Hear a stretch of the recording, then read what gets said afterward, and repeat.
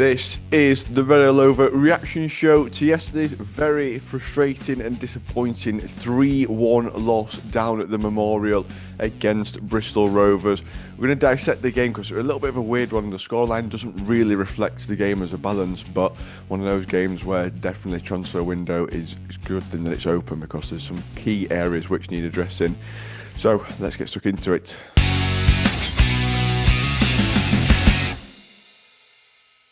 So, Tom, I think that makes, of the last two games we've played against Bristol Rovers, 58 shots against them, one goal, which I think both times Griffiths has been in fantastic form. You look at some of the saves he's made and the lack of clinical nature we have had against Bristol Rovers. But again, it just highlights that sort of weakness we've got going forward at the minute. Yeah, it was a weird one, really strange. We looked quality going forward. They looked really poor at the back. We seemed to carve them up at will, but just couldn't finish anything. And then really, really we were punished at the back with some quite poor individual mistakes. Um, for all sort of three goals really. Um, I mean their first diagonal ball across. Dzivny's really sort of trying to mark two men at once. They get a speculative cross that bounce off the bar. No one's really reacting. Um, someone coming in. Um, yeah, no one's really reacting. Um, Then it gets crossed back in again. Gent's trying his best to block the cross, but um, Decore manages to get in between um, Dejivnit and Roberts, and they're both looking at each other as if the other should be dealing with it, but neither do. Um, the second goal, Connell loses it in midfield, which is just there's no real pressure on him as well, and he just sort of walks into their player and gets tackled. But what I found really poor is when he is tackled, the ball that's played, um, Earl is in line with the eventual goal scorer Hutchinson, and there's three defenders further back than Hutchinson, and the only one that makes a sort of sprint into the box is Roberts. Everybody else is just jogging. I think it's Tugevny, Connell, and Earl, and they're just nowhere near. And he's stood on his own in middle at box, and it's an easy finish in the end. And then third one, um, Earl gets the wrong side of his man, and the guy don't even need to. He don't even need to do any skill. He just basically Earl's wrong side of him, and then gets ball across the box, and again, the guys stood on penalty spot unmarked. It's just really poor. It's just really simple things that you sort of teach, like at grassroots level, at sort of under tens, under elevens. Get goal side of your man and mark your players. Try and stop crosses coming into the box, and it's for me defensively, it's just really. His patterns are, I don't know, it's poor, and we should be better than that. Mm. Um, but again, it's at the other end as well. We seem not to be able to take his chances. We've actually had the most shots on goal in the entire league, which is like 344. And his conversion rate isn't horrific. It's like 10% or something along those lines. It's around where most other teams are. Um, but I mean, Waters should have put at least one of those away yesterday. Um, and then you look at stats as XG awards, I think 2.5. theirs weren't as high as ours, as shots on target were quite high, as possession were high, and you just sort of think, oh, we should have absolutely walked that game.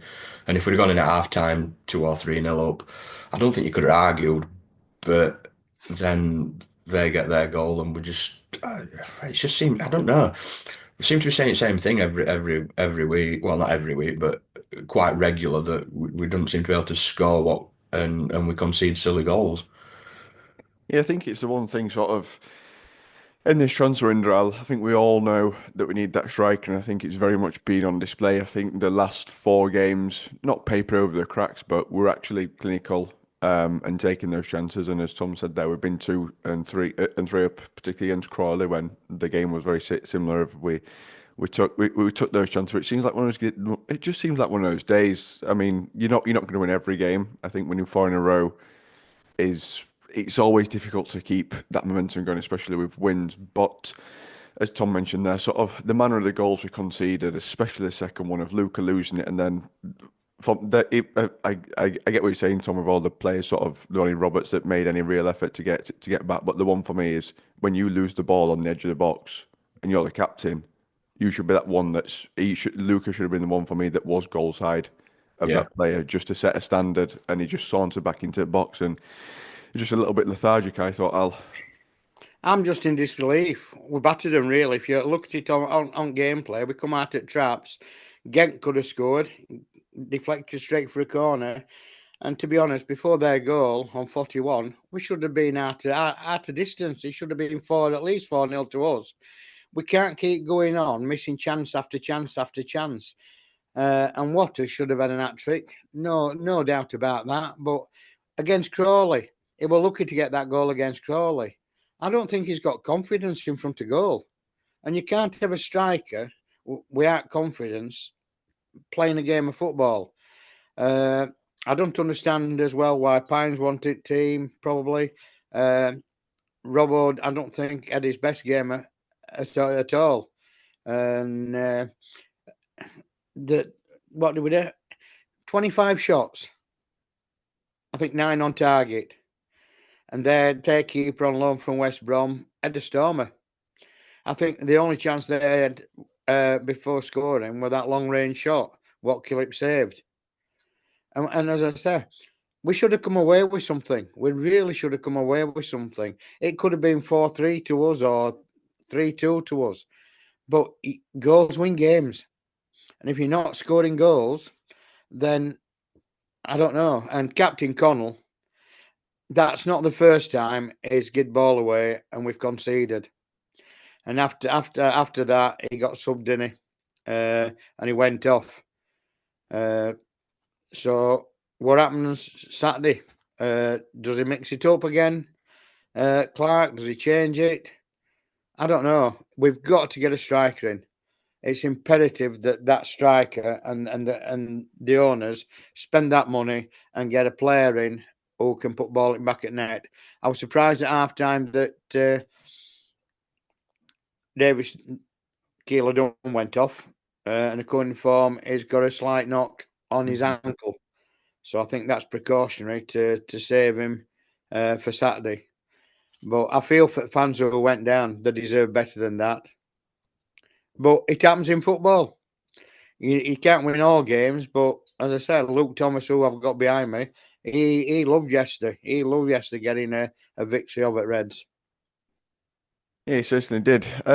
Tom, in terms of sort of, I know we've mentioned this a lot of sort of the need for a striker, but when you look at the goals we've conceded, we're miles above anyone that's above us anyway. Next closest side is Wickham on 28. We've conceded 8 more goals than them, but I mean, Wickham are the highest scorers. His goals for is in line of where we should be, more or less. Birmingham 42, we've got 40. Huddersfield have scored less. Wrexham have scored less. But each of them sides have conceded nearly half the amount of goals of what we have. So I think whilst we're all saying we need a striker, if we actually keep some clean sheets, which I think we've kept 5 all season, I think it's one of those. It's a position at the minute. I think defensively, I don't think we're fantastic. And you look at Crawley. If it went for Ben Killip, they'd have scored 1 or 2 at least in that when he made them saves. And you look at yesterday, sort of Bristol Rovers didn't really create too much, but the things in which they did create were glaring opportunities, which were harder to, maybe barring the first, harder to miss and score. And I think it's something that's been overlooked because, like you said, we've had the most shots, which I think now means we've overtaken Stockport, who'd had the most shots in the league. But I think Wickham have had nearly 100 less shots than us and have scored 52. I get the side of the scale of the shooting, which was very on pointed, but also Bristol Rovers only had half the amount of shots of what we had almost, and have come away with three more goals than what we have because of the quality chance they created. Yeah, again though, I don't think they created it. We were sort of as architecture's own downfall really, and as defensive structure is quite poor and has been all season. And I think if you sort that out, we're well and truly challenging for top two. Um, but because I think we conceded something like 35 goals, 36 now. 36. Um, and like sort of you look at Birmingham and Huddersfield and Wrexham, and it's around 20. Hmm. So it's a lot. It's a lot of goals to be conceding. As defence is mid-table at best in terms of stats. Um, but like you said, actually going forward, we're probably in top two or three um, statistically. So, although we are crying out for a strike, I mean, if we had a prolific goal scorer um, that that we're on sort of 12 goals already this season, and then we got everybody else contributing, we'd be absolutely hammering this league. But I mean, the chances we create is unreal. But I think the sort of downside to us creating chances because we're bombing forward quite so much is that we do leave huge gaps at the back.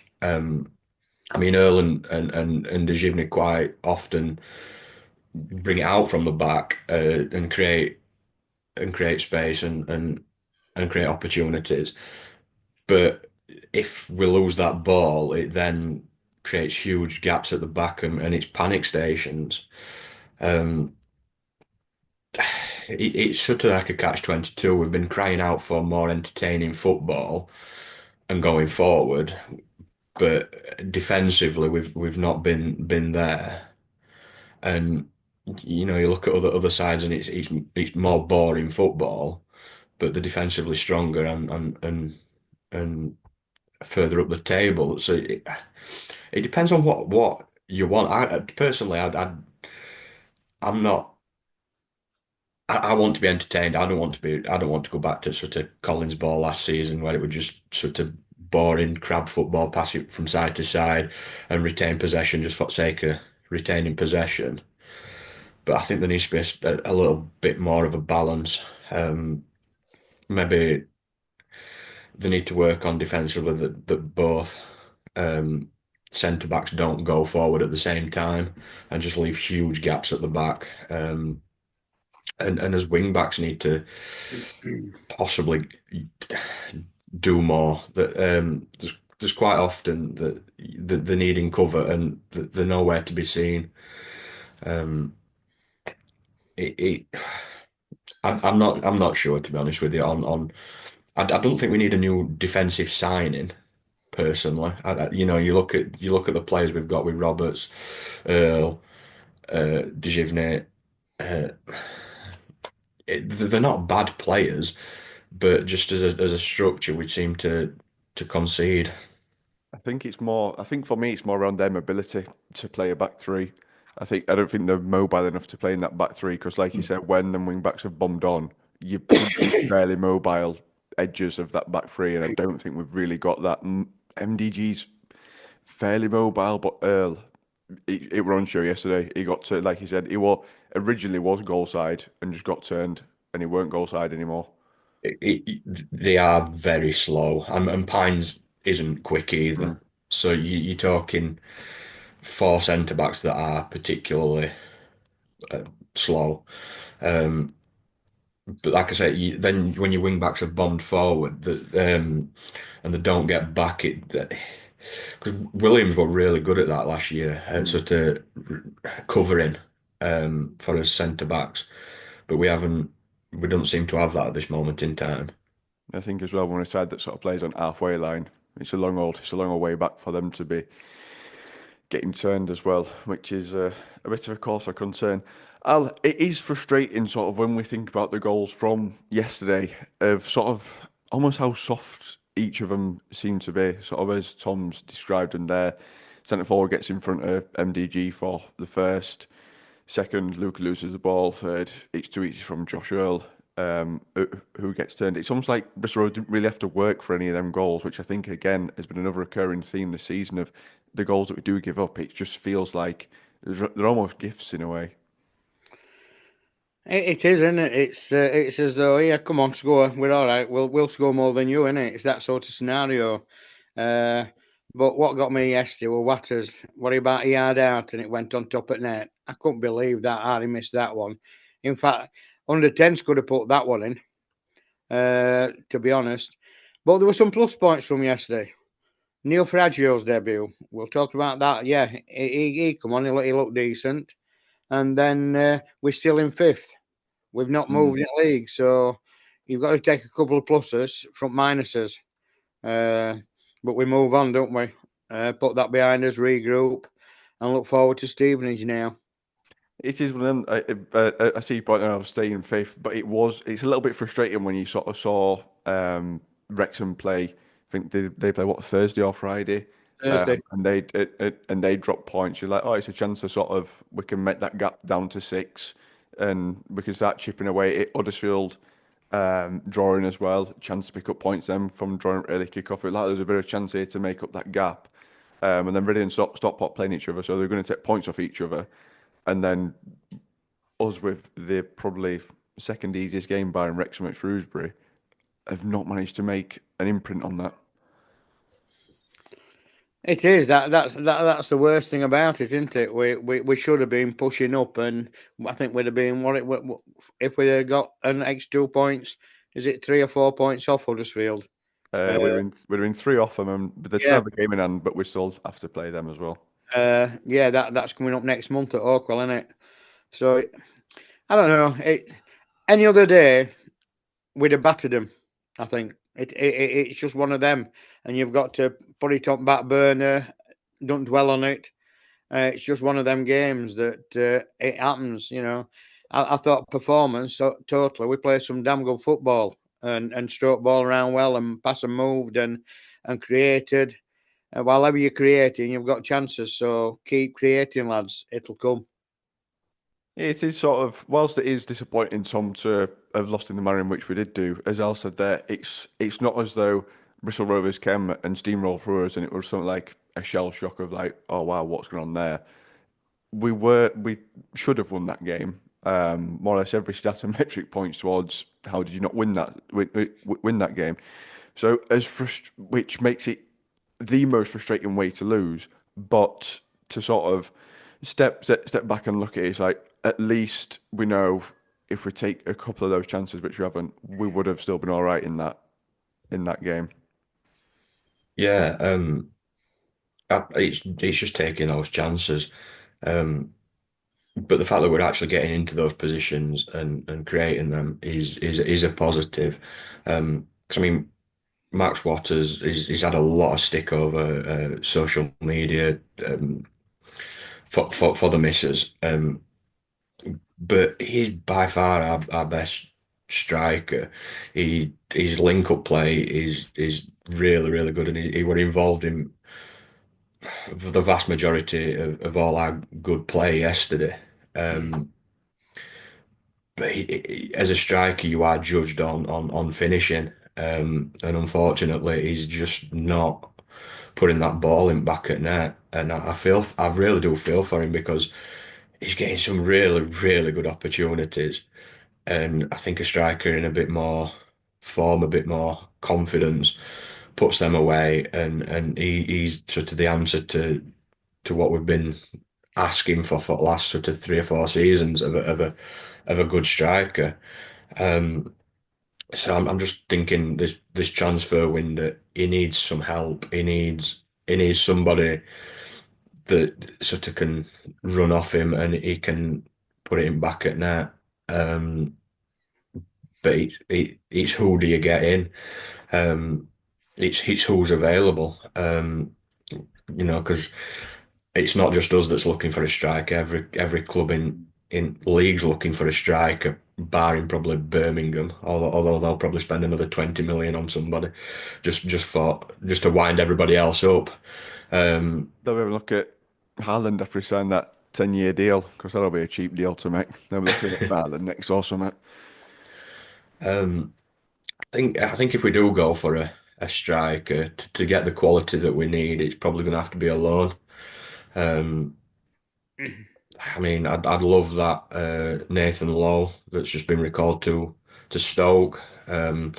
Absolutely banging him in for Walsall in League Two. Um, but I think he's probably going to end up going into Stoke squad because they're I can't think of his name, but they had a striker on loan that's been recalled. And they can't score for Toffee either, so he's probably going to get a chance there. But you look around and it's like who should we go for? Um, and there's not a lot of options really.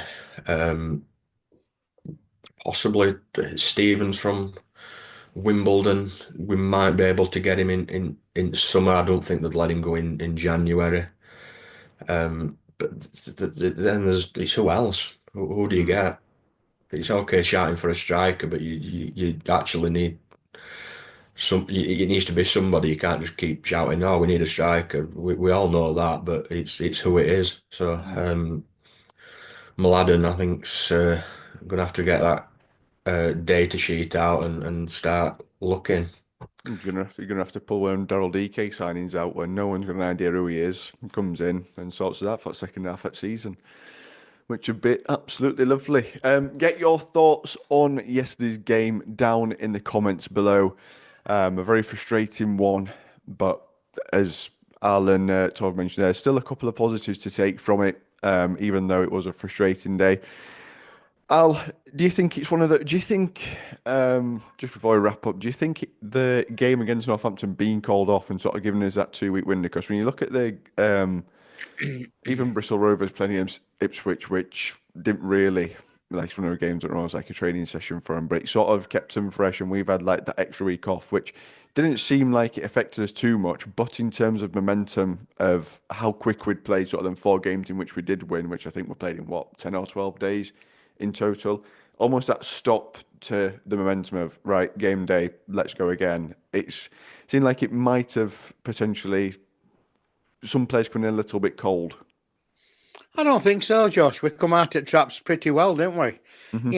Looking at game, I thought, wow, look at this. We're really up for this one. We didn't play last week. We're up for it this week. So I don't think that momentum makes any difference.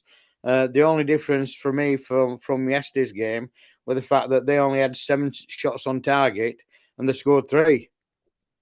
It's return rate, isn't it? Mm. We had 9 shots on target and got 1. It's your return rate. If you're scoring goals, as we say in games, it wins them. And no matter how many shots you have on goal, it's what you create and what you put away. We've got to work on that this week. That's a priority. It It, is. it is fine margins though because Luke O'Connell's goal gets disallowed for I for thought next that to were poor. I nothing. thought that were poor. I don't think Watters were interfering whatsoever. Linesmen have got flag up for offside. Yeah, but that counts and game changers. Um, the headed one off at line as well. It's fine margins. One of those goes in, and their heads go. The you Mm. know the but as game went on, there's just such a growing confidence, and you could see that they were like, oh, we can hit them on counter. We've got a chance of just nicking a goal here and there, and they took them really well. They didn't create many opportunities, but the opportunities they did create, like you say, Al, they put away. I think first goal scored. It's only second goal he scored. I think it is for most of them, I'm sure. Last one as well, on its second goal he scored this season. They've not, Bristol Rovers have not scored many outside Omashari as well. So Yeah, difficult Early one. Christmas present for Bristol Rovers. That's what I say. Yeah, I mean, we are the gift that keeps on giving in those kind of scenarios. I saw Charlie put on that Bristol Rovers haven't won. I can't remember if it was a home game at 3 o'clock or a home game on on a Saturday at 3 o'clock or a game on Saturday at 3 o'clock since August this season.